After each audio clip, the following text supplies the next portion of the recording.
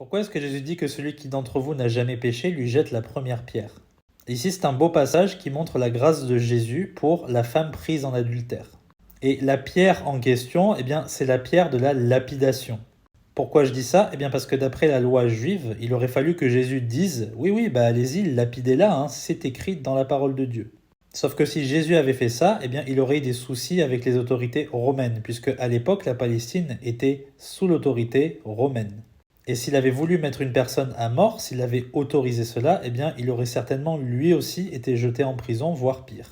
Donc en fait, ces juifs, ils ont mis volontairement Jésus dans une impasse en lui amenant cette femme prise en adultère. Sauf que Jésus, qui connaît toujours la voie supérieure, qui est beaucoup plus sage que l'homme, eh bien, il a répondu par la grâce. Et pour cela, il a utilisé une stratégie extraordinaire. Il a voulu leur faire prendre conscience de leur péché. Ce qu'il leur a dit, c'est d'accord, si toi tu n'as jamais péché, eh bien vas-y, commence à la lapider, je te regarde. Sauf que leur conscience a été atteinte, ils se sont sentis bêtes, et du coup, ils n'ont pas lapidé cette femme, ils sont tous partis l'un après l'autre.